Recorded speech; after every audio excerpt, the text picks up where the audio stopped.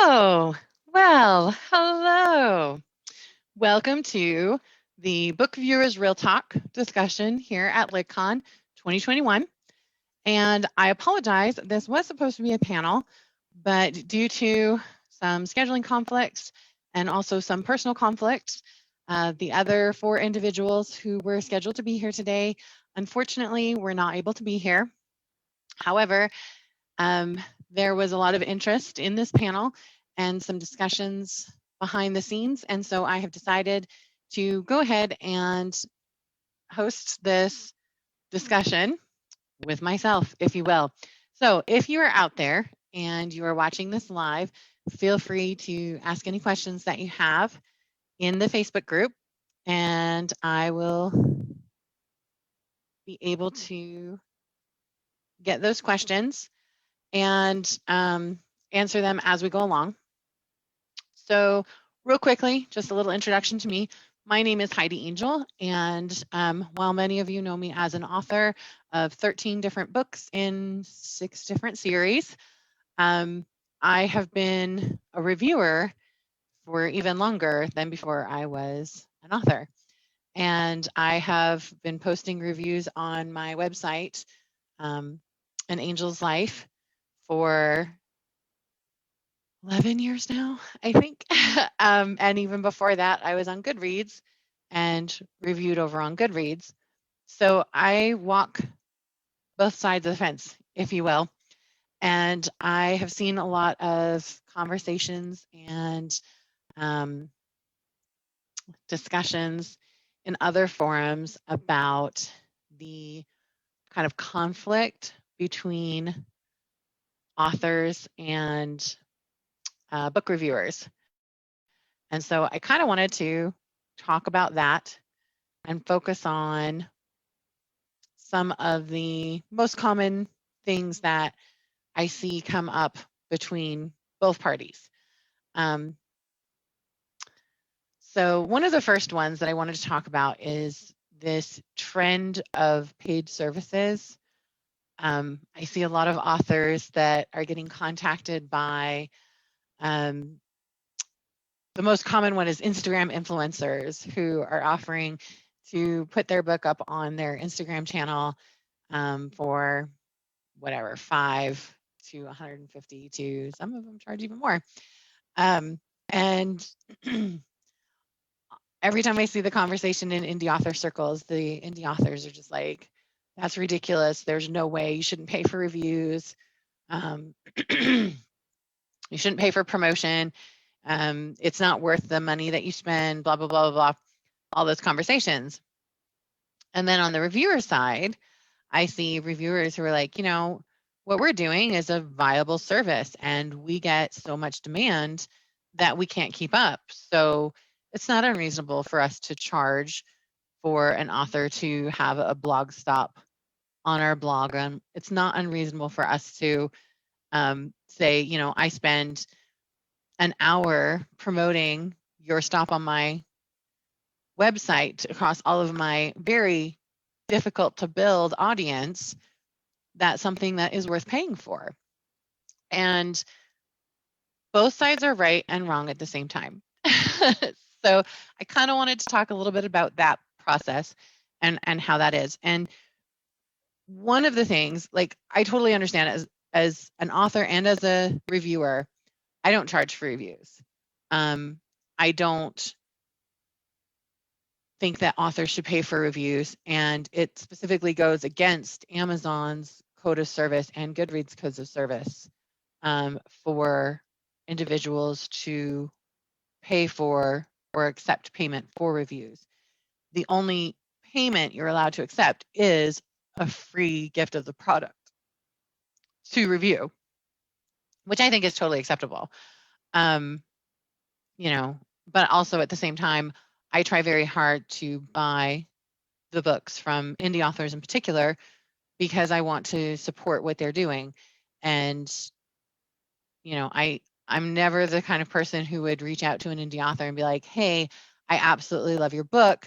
And would you be willing to pay me to read it?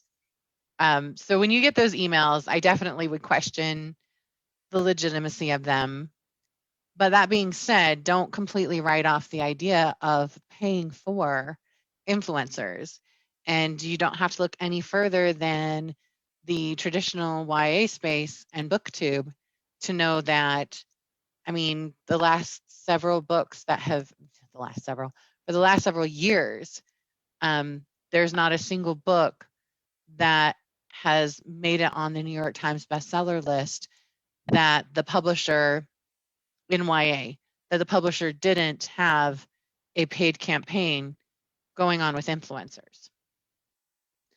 And that's why you see these trends on Bookstagram and on BookTube of these books hitting right as they're coming out. And everybody is seeing them and talking about them. And as a marketer, knowing exactly what's going on, not going to lie, it's worked on me, and I know what they're doing. I know that a lot of these influencers, they're just posting the pictures. They're not reviewing it. They're just talking about it's being released. And there's no reason for me to think, oh, that means that they're promoting it because they think it's a good book. I know that they're getting paid.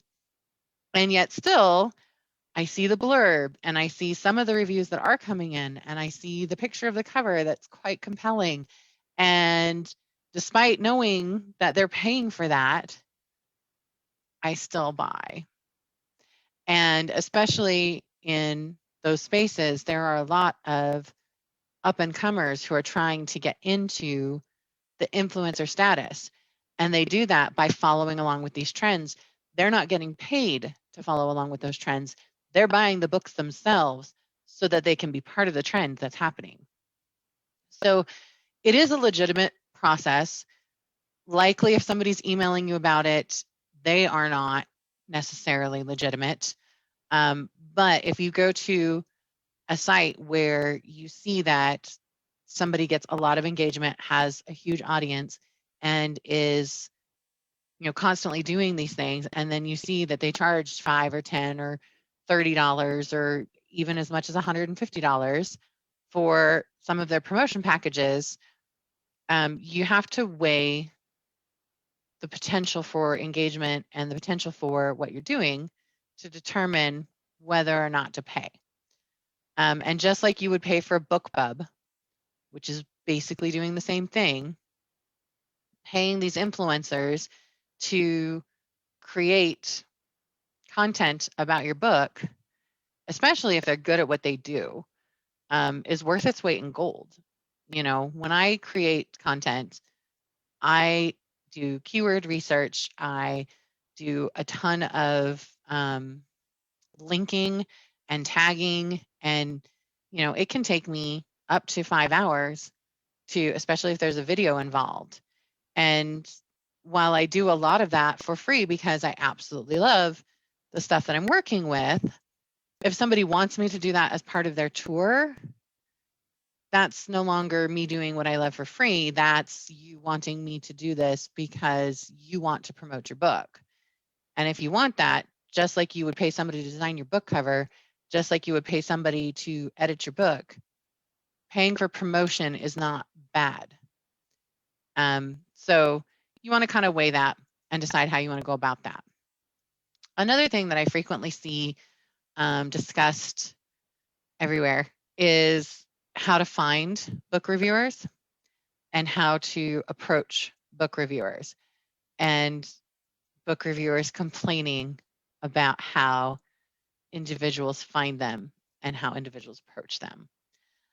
So when you are looking to promote your book, I strongly recommend that the best thing to do is to treat it like a work partnership and a work relationship. If you were working with another department, you wouldn't just walk up to somebody that you need to work with and be like, here, do this thing and do it on this date and at this time, and let me know as soon as it's done, and then walk away. You would address them by name, maybe talk about people that you know in common, build some rapport, have a conversation, and then say, hey, I'd like your help with this thing, and I think this would be good for you, and your department because blah, blah, blah, and build that relationship before you do that ask. One thing that I frequently see is book reviewers getting frustrated because they get approached by an author, they're asked to be a part of the author's book release tour or whatever, and then they don't get any information. They write the post, they share the post, and then they don't hear from the author, they don't see anything from the author, they don't see anything from the other participants that are going on in the tour, and they feel like they've just been used and then left. And that has left a very negative taste. Or worse, when they post a review that isn't absolutely stellar, they get attacked by the author and the author's fandoms and friends. And that has kind of created a negative space, particularly in the indie space, where a lot of reviewers won't accept indie books because of that. So I would love to see us kind of as a group say, hey, let's talk about some etiquette and rules around interacting with people and work on building and fostering more positive relationships between, because it doesn't have to be adversarial. And, you know, we need reviewers and reviewers need authors, and building a relationship that allows both parties to be uplifted and feel like they're succeeding is a great thing. So one of the things that I teach in my virtual book tour masterclass is how to create a media kit. And as part of your media kit, it's your pitch, but also you customize your pitch per the reviewer that you're reaching out to. And it's not about, here's my book, buy my book. You treat the reviewer just like you would a reader. Here's what's in it for you. But it's not just, this book is going to entertain you. It's, I'm going to help promote this. I'm reaching out to all these people. It's the same thing that you would do if you were reaching out to a bookstore. It's the same thing you would do if you were reaching out to a publisher. It's the same thing you would do if reaching out to an agent. It's not about you. It's about them. You establish a relationship with them. You establish how you're going to help build them up as they're building you up. It's about how you're going to drive traffic. It's about how you're going to promote the stops. It's about how you're going to offer giveaways to their readers to build up and establish that relationship. It's how you're going to interact with their readership and their fans and build that relationship, which I get, a lot of us are writers because we like to sit in our space and make up worlds in our heads, and interacting with people isn't necessarily our strongest suit. Blog hops are great because you don't have to do a ton of interaction, but you can still get a lot of positive net feedback without all of the long and awkward engagement that you maybe get from doing panels or from doing live events or going to book signings and stuff like that. Those are all much more high demanding on our emotional ability and status, but reaching out to reviewers doesn't have to be so high demanding, as long as you put some kind of rules and regulations in place to help you guide through this process. And another one that I love to recommend is that you always say thank you for a review, and you never say anything more than that. Even if they give you a 1-star review, thank you for taking the time to review my book. And that's all you have to say, even if they didn't like it. And, maybe you completely disagree with why they liked it or didn't like it. But it doesn't matter, because at the end of the day, they took time to read your work and to comment on it, which is a lot more than most of us get. So it is what it is. But if you're the kind of person who can't just say thank you and walk away, don't talk about it at all. Just just leave it be. And or maybe hire a PA to manage those things for you. If you find that reading reviews hurts, don't read them. You don't have to read your reviews. It's totally okay not to read your reviews. I personally like to read them. I find that if you find certain threads that get mentioned across multiple reviews, that's a great way to get feedback in an industry where even when you're hiring editors and giving your books out to beta readers, sometimes you don't always know how honest people are being, because they're getting paid or they're getting something for free or they like you as a person, so they don't want to hurt your feelings. Reviewers don't have that problem, especially if they haven't built a relationship with you. So their opinions are real, but opinions are also like armpits. Everybody's got them, and often they don't smell good. So you can take that for what it's worth. You don't have to hang your whole life on what reviews say.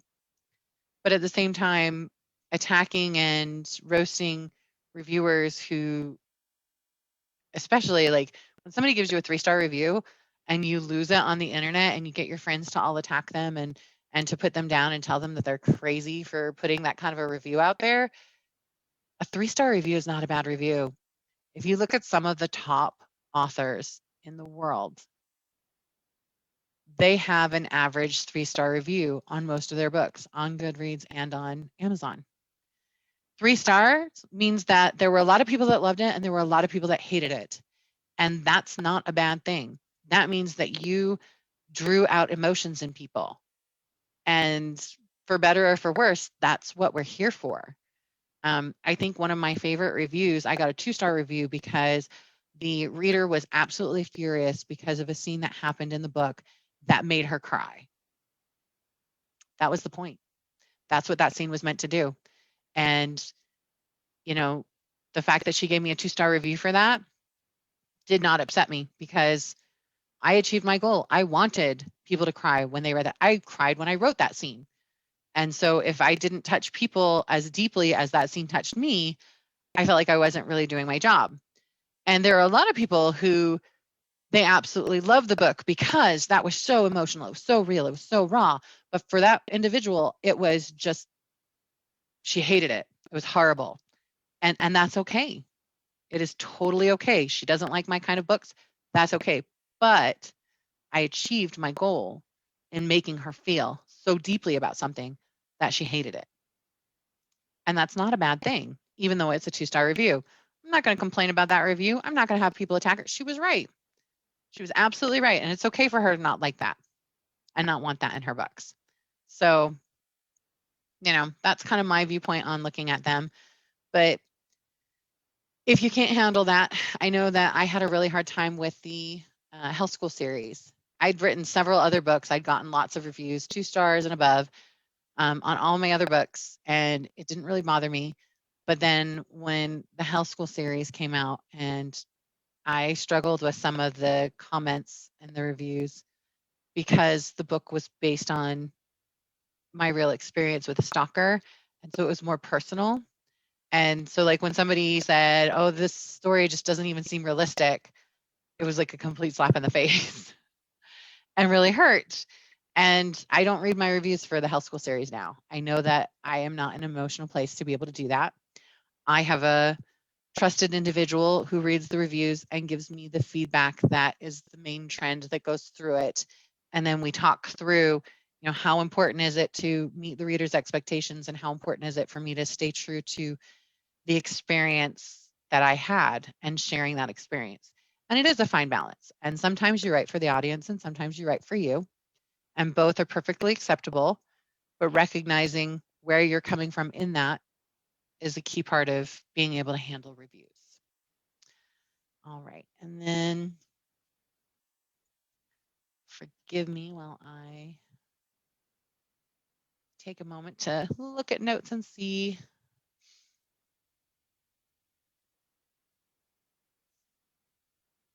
if there's any questions or comments from anybody. All right. Not seeing anything.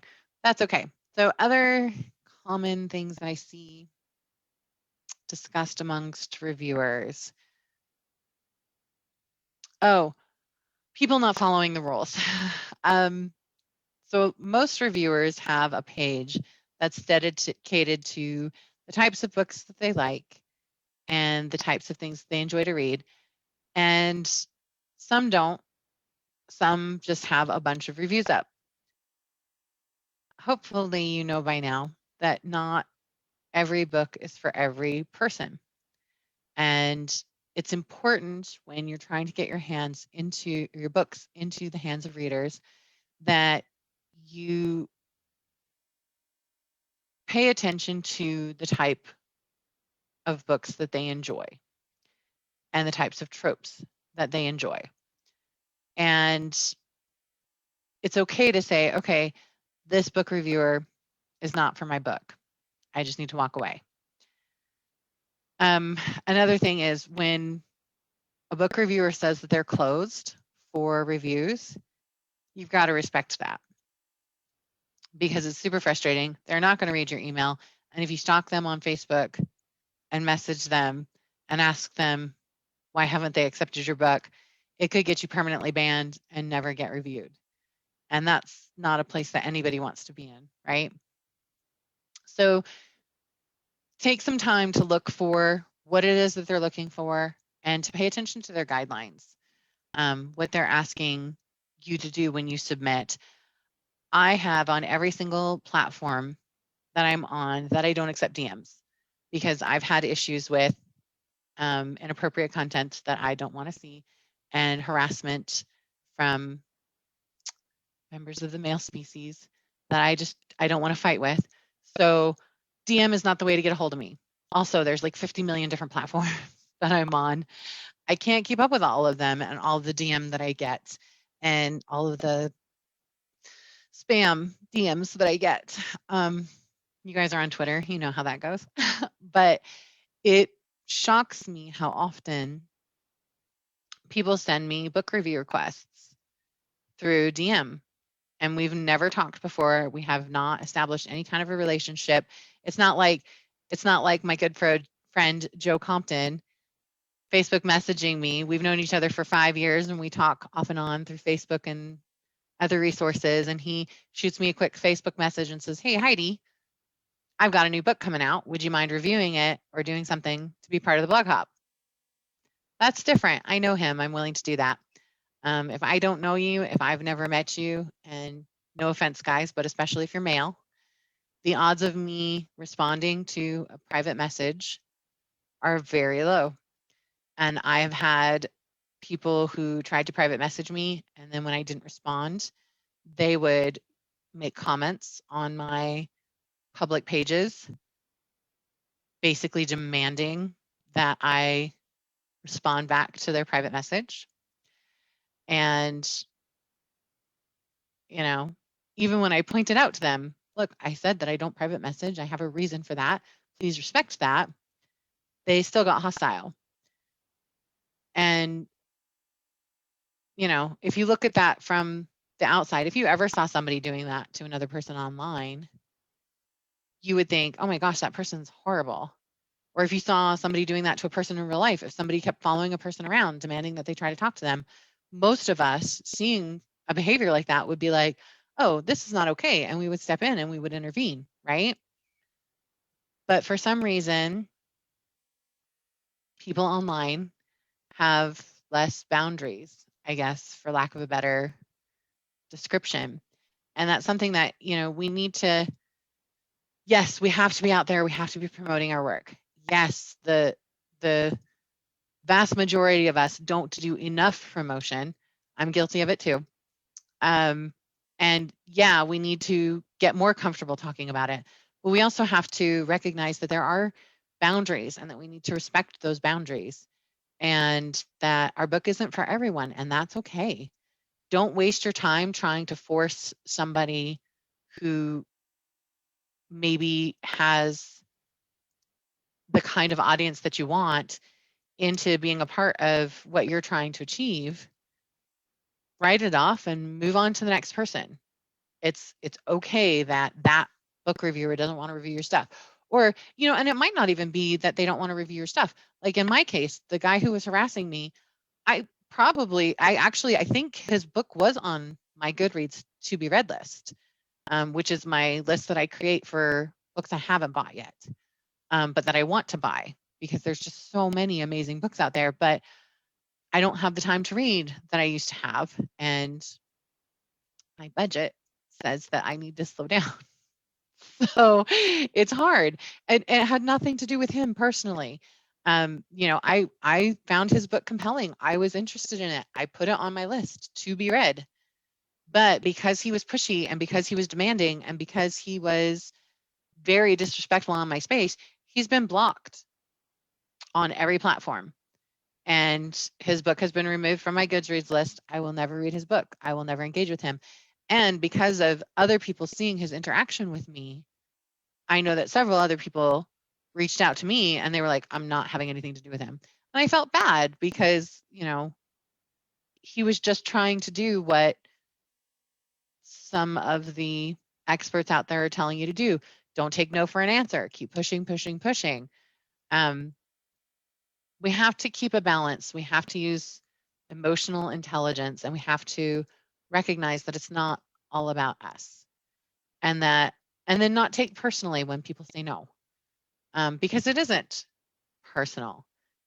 And often it's nothing to do with you or your book. It's because of other commitments, other obligations, other responsibilities that they have. And so if you treat them respectfully and continue to engage with them and continue to build a relationship with them, even after they say no, and then ask them the next time, there's a chance that they may say yes. There's an author who will not be named, but who, when I first met him, I had no interest in his works. I personally didn't have an interest in him as an individual. I found him to be not my kind of person, and he wrote in genres that generally did not appeal to me.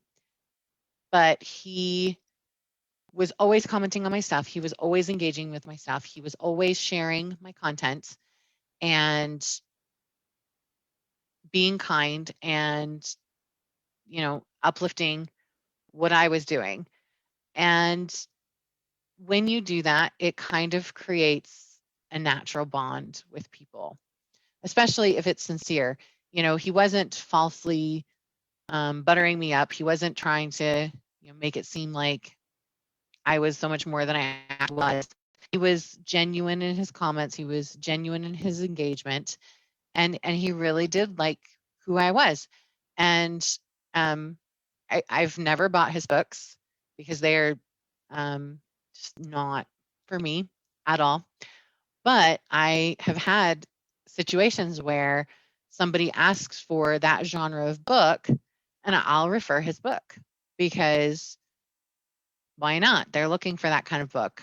It may not be a good book, but I have no idea because I don't read that genre, but I still promote his book when I see other readers asking for those kinds of books because it might appeal to them.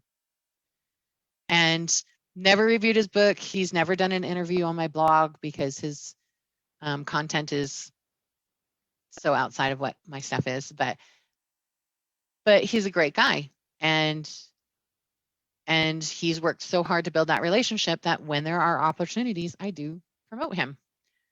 So being able to build those kinds of relationships is good and it's healthy. And it's something that I see a lot of authors that are talking about. They feel like promoting is too much me, me, me, me, me. And for some of us, that is a very unnatural place to come from. We'd rather talk about the book. I know I would rather talk about the book than myself all day long. And we're told we have to do this relationship building and we have to do all this stuff. And it's not always clear how we're supposed to do that. And one of the number one things that you can do is share books that look interesting to you, share content that looks interesting to you, that you think that your readership would be interested in as well. I teach in all of my social media groups the principle of the 1E rule. 80% of your content should be interesting, entertaining, educational, engaging, and not about you or your product. Only 20% should be buy my stuff. That's a lot of room to be sharing other people's stuff, not your own. That's a lot of space to be giving kudos to reviewers and sharing author interviews that you find interesting. And when you do that, you build the relationship with the author, with the blogger, and with others who are watching you do that. And, you know, one of the things that I think keeps a lot of people coming back to conventions like this year after year after year is because there are so many of us that that's exactly what we do.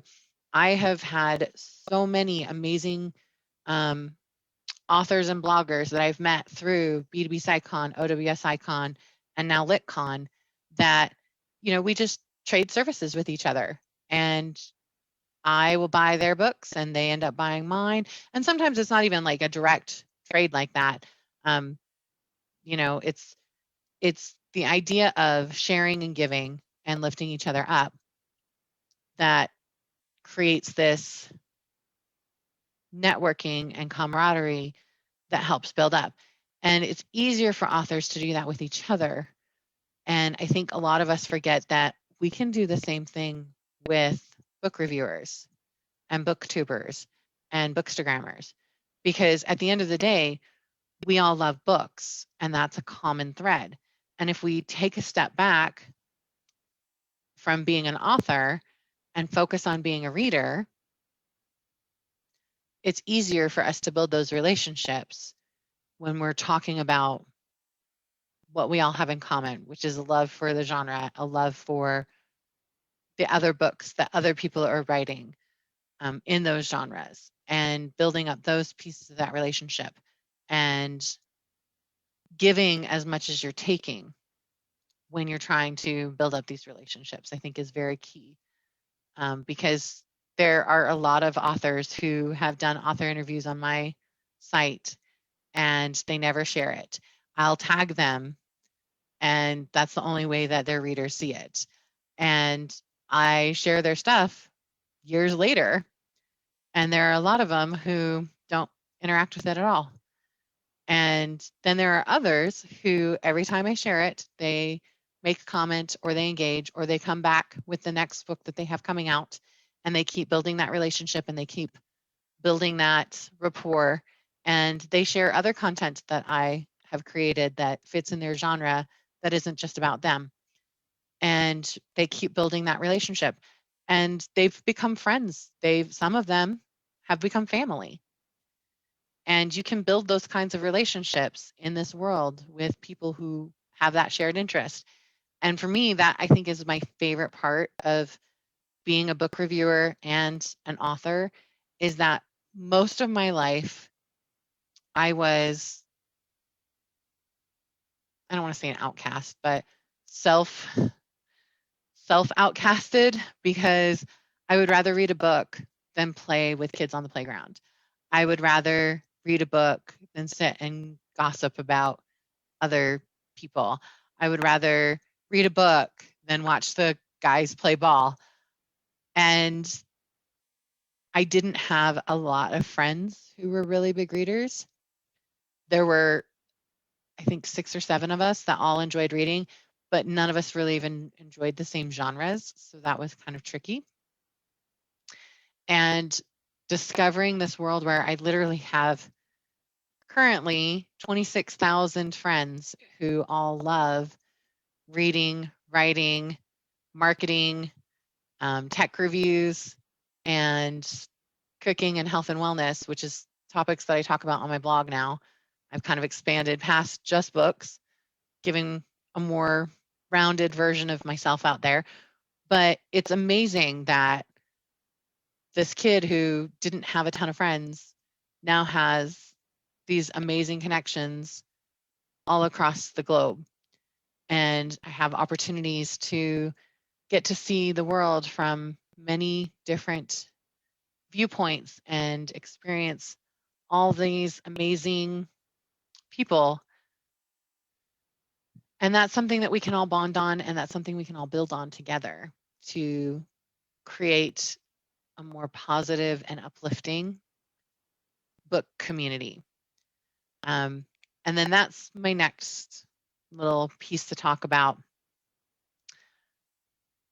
I know that there is this trend on all social media to get more likes and get more attention. And we were kind of talking about this last night in LitCon Lounge in relation to politics and how divisive and toxic politics have gotten across all genres, across all platforms. But I've also seen this trend towards negging good authors and attacking and basically being bullies. And it's particularly bad, I think, anybody who's in the YA space or who has spent time on BookTube. While there's some that are very uplifting and very positive, there's others who kind of take the lobster in the pot scenario and they'll attack the hot new thing that's coming out, or they'll attack the rising stars that are growing in the channels. And this is kind of an old controversy, which is why I feel comfortable bringing it up now.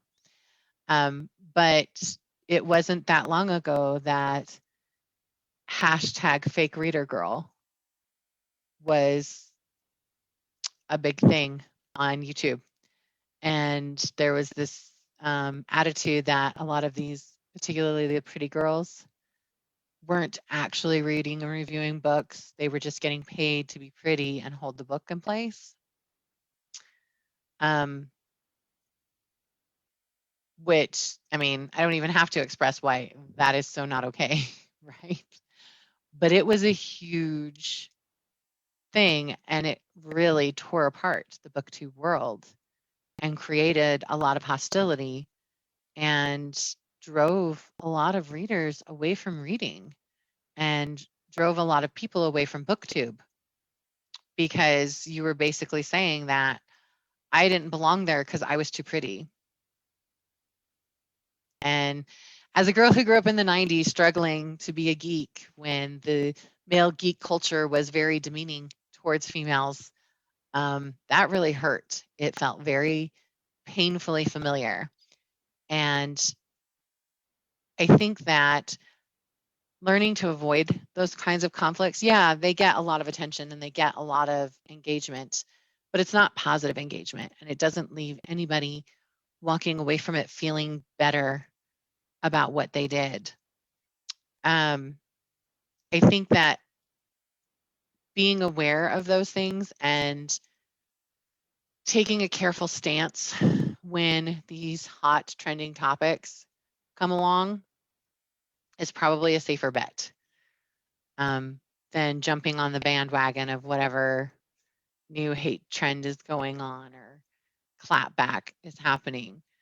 And obviously, these are just my opinions, and some people will completely agree with them. Some people will be like, she's completely crazy, don't listen to her.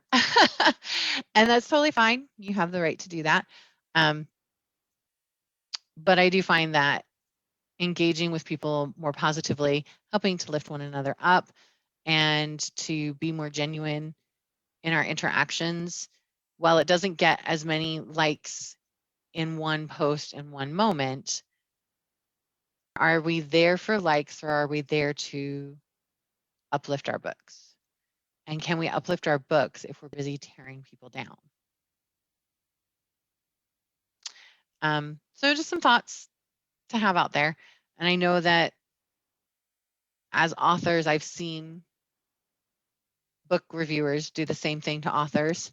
So I'm not saying that it's just authors that are the problem. It's a problem in the book community in general. And honestly, it's not even just a problem in the book community. It's a problem in society in general. we're all looking at how we can disrupt and get attention. And I think that we're not recognizing the damage and the harm that we're doing, especially as more and more of us jump on the disrupt and um, interrupt. Sorry, I'm not sure what that was. um, but the disrupt and interrupt bandwagon, the more that we jump on that, the more chaotic the world gets, the more divided and the more partisan and the more hostile the world gets. And we have to ask ourselves, do we want to contribute to that, or do we want to contribute to a different kind of world? And for me, part of the reason that I love reading and writing the genres that I do is that we tend to look to building more positive worlds. And yes, our stories have struggles, and yes, our stories have um, conflict and deal with some really uncomfortable issues and topics. But at the end of the day, there's hope in them. And it's about going through that fire to build a better world. And so reflect on what we're doing and how we're interacting with people and how what we're doing may or may not be building towards that better world. And then the last topic I'm going to talk about real quick is how to find book reviewers, because that seems to be like the big hot topic of, where do I even start to find book reviewers? Um, a lot of authors are so hard on Goodreads, and they hate Goodreads because Goodreads reviewers can be really harsh. Goodreads reviewers can be really tough.